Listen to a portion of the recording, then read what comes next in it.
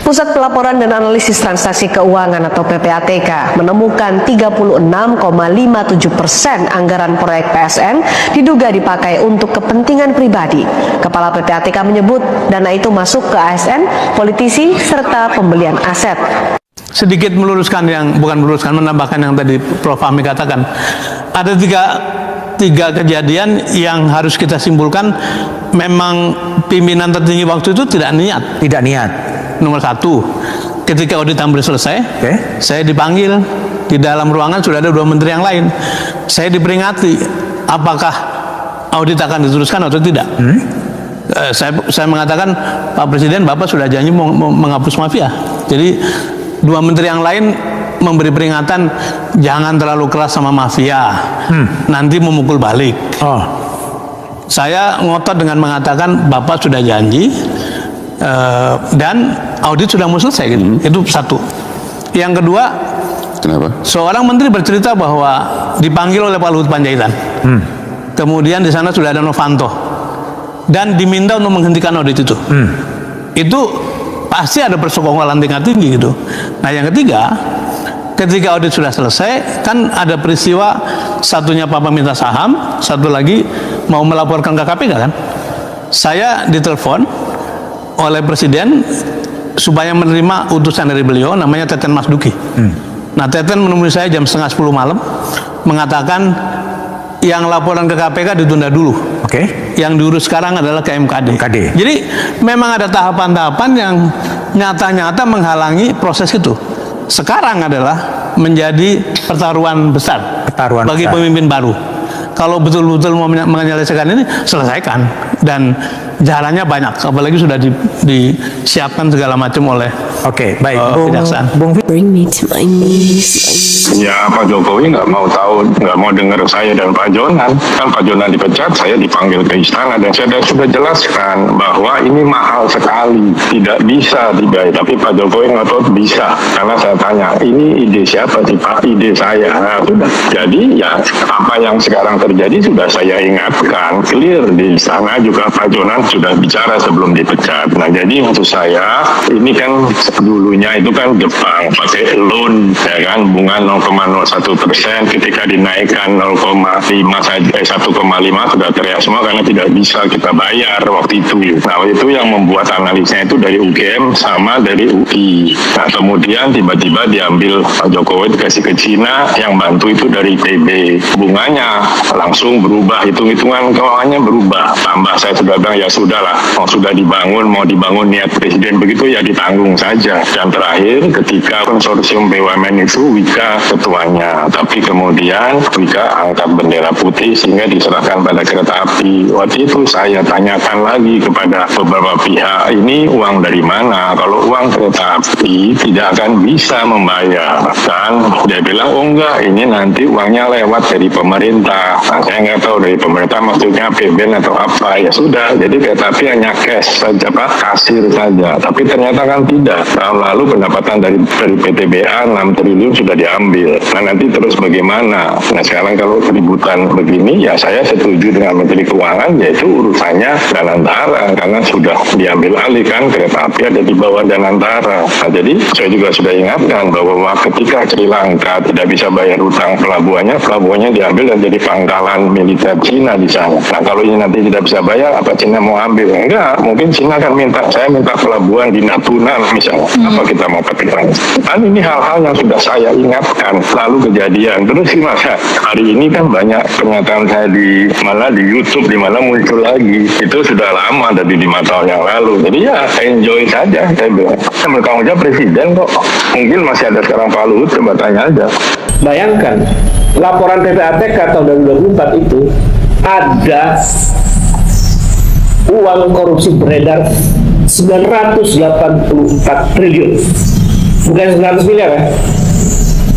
1 tahun kekuasaan era Jokowi di periode terakhir, 1 tahun ada 984 triliun uang korupsi beredar. Itu sebayangkan betapa rusaknya Republik ini.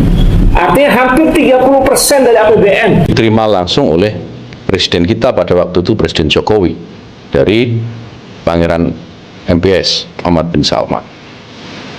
Nah, masalahnya ketika Presiden Jokowi menerima kuota tambahan 20.000 itu tidak ada saya di sana. Presiden waktu itu didampingi oleh Menteri BUMN pada waktu itu Pak Erick Thohir, kemudian Menpora Pak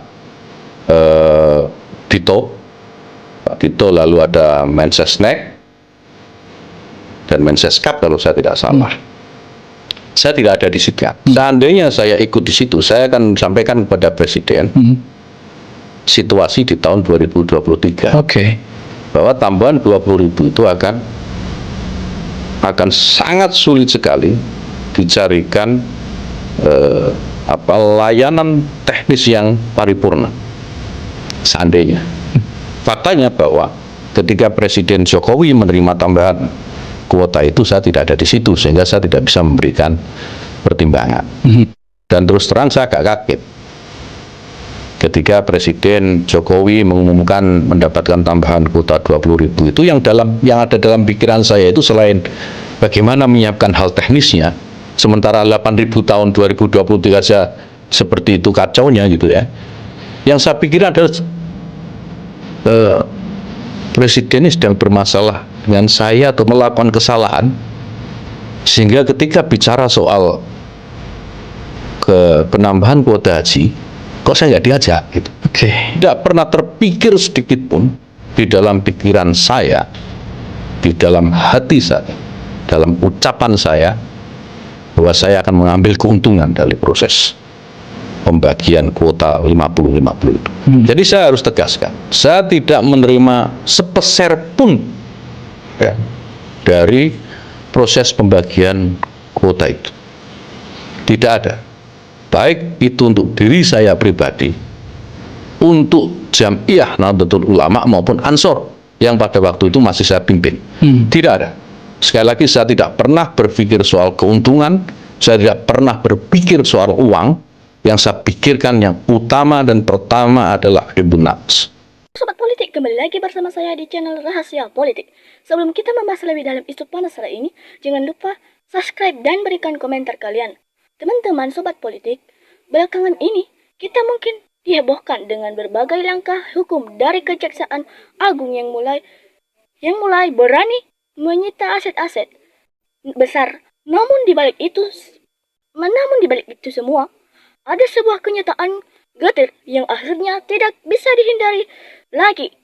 Kenyataan tentang bagaimana orang-orang jujur di negeri ini justru disingkirkan dan dibuang begitu saja. Hanya karena mereka berani melawan dan benar berkata jujur. Nah, mari kita lihat fakta-faktanya. Kita diperlihatkan pengakuan-pengakuan mencengangkan dari figur-figur yang dulu berada di lingkaran dalam kekuasaan mantan Presiden Joko Widodo. Salah satu yang paling menonjol adalah bagaimana aliran dana proyek strategis nasional PSN yang menurut temuan PPATK diduga hingga 36,5% justru mengalir ke kantong pribadi ASN dan polisi. Bukan hanya itu, Sobat Politik, ingatkah kita bagaimana mantan pejabat atau penegak hukum yang mencoba melakukan audit secara bersih justru dipanggil dan diperingatkan oleh lingkaran menteri.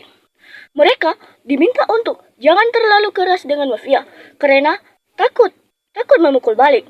Bahkan ada intervensi tingkat tinggi untuk menunda laporan ke KPK demi dialihkan ke MKD.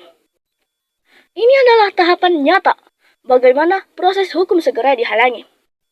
Kisah tentang proyek kereta cepat pun kembali mencuat. Bagaimana analisis awal yang menggunakan pinjaman Jepang dan bunga sangat rendah tiba-tiba dialihkan ke Cina dengan bunga yang jauh lebih tinggi demi ambisi sepihak. Meskipun sudah diingatkan, risikonya agar kita tidak bernasib samar seperti Sri Lanka yang pelabuhannya harus disita. Sobat Politik, rusaknya republik ini semakin terlihat jelas saat laporan PPATK membeberkan bahwa dalam 1 tahun saja di periode akhir kekuasaan tersebut ada peredaran uang korupsi yang mencapai angka fantastis 184 triliun rupiah.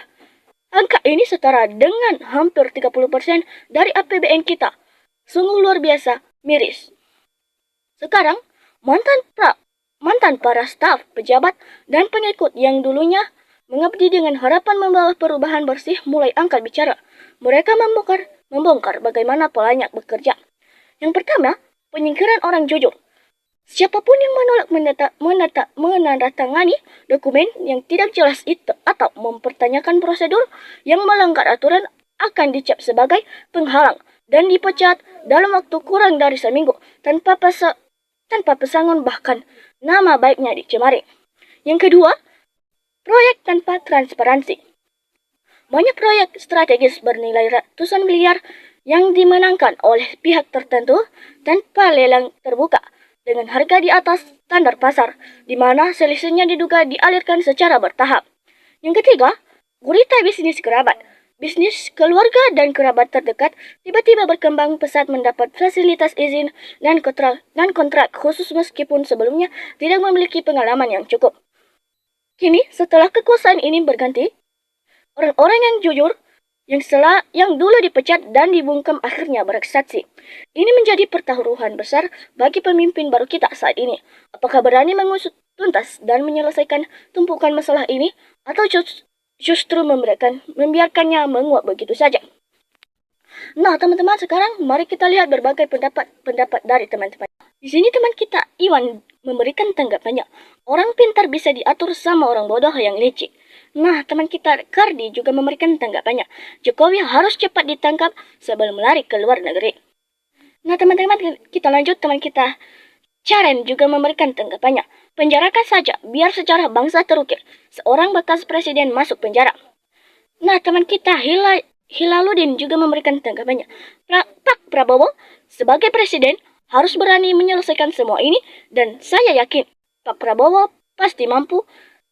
Kami sebagai pendukungnya sangat bangga jika Pak Prabowo bisa menuntaskan semuanya. Semoga Pak Prabowo lanjut ke 2 periode. Amin. Nah, teman kita Nur juga memberikan tanggapannya. Semoga mendapat hukuman yang setimpal dan dimiskinkan. Nah, teman-teman, kita lanjut. Teman kita Nadia juga memberikan tanggapannya. Setuju untuk dipenjarakan dan dimiskinkan, tidak pandang bulu. Berdasarkan masa pejabat. Nah, teman-teman, teman kita Iman juga memberikan tanggapannya. Bravo yang terhormat Kak Jagung. Waterfall Sita dan segera setor ke kas negara agar bisa bantu pembangunan. Nah, teman-teman, kita Jayanti juga memberikan tanggapannya. Rakyat Indonesia tidak sabar, segeralah adili yang benar. Yang salah keburu kabur ke alam baka. Nah, teman kita Wawa juga memberikan tanggapannya. Selalu dengan informasi yang telah Anda tayangkan, teruslah berjuang dengan orang waras dan hati-hati nurani agar kelompok termul dan kaum penjelasnya Jokowi agar paham tidak gagal, paham karena bayaran mohon kepada produk-produk yang jujur tanpa bayaran dari Jokowi bergandengan tangan untuk dan terus menyampaikan kejujuran, bukan rekayasa. Nah, teman kita Roro juga memberikan tanggapannya. Serbu yang busuk, 10 jujur, pasti yang jujur disarang. Semoga yang jujur bertambah banyak, terus bersuara. Nah, teman-teman, kita lanjut. Teman kita Anita juga memberikan tanggapannya. Kita harus cerdas berpikir bila melihat kenyataan yang harus diselesaikan. Bila jelas-jelas yang punya borok harus dipenjarakan, tarik paksa asetnya yang dimiliki, baru kita bisa menunggu Indonesia emas. Nah, teman-teman, kita lanjut. Teman kita Masa juga memberikan tanggapannya. Ternyata kejujuran dan kebenaran sesuatu yang sangat mahal di negeri ini, mungkin harus hukum langit yang bisa menyelesaikannya. Nah, teman kita Wahdu juga memberikan tanggapannya. Bagus Pak Jaksa Agung, maju terus demi kemaslahan rakyat dan negara Indonesia. Nah, teman kita Firman juga memberikan tanggapannya. Gaspol, jangan ragu, rakyat siap membela kebenaran ada di belakangmu. Nah, teman-teman, kita lanjut. Teman kita Supamo juga memberikan tanggapannya. Aku yakin kejaksaan tidak berani menangkap Jokowi. Mengapa? Pikir sendiri. Nah, teman-teman, kita lanjut. Teman kita Musai juga memberikan tanggapannya. Segera tangkap penjarakan yang terlibat jasa pesu. Perusak demokrasi, perusak bangsa. Nah teman-teman, kita lanjut. Teman kita Bolza juga memberikan tanggapannya. Saya kasih bintang 5 pada kejujuran. Nah teman-teman, teman kita Minto juga memberikan tanggapannya. Jokowi diselidiki lebih dalam, nanti akan tahu pribadinya dan termul supaya sadar. Nah teman-teman, demikian saja isu panas hari ini. Dan jangan lupa saksikan isu panas yang tak kalah menarik berikutnya. Salam NKRI harga mati.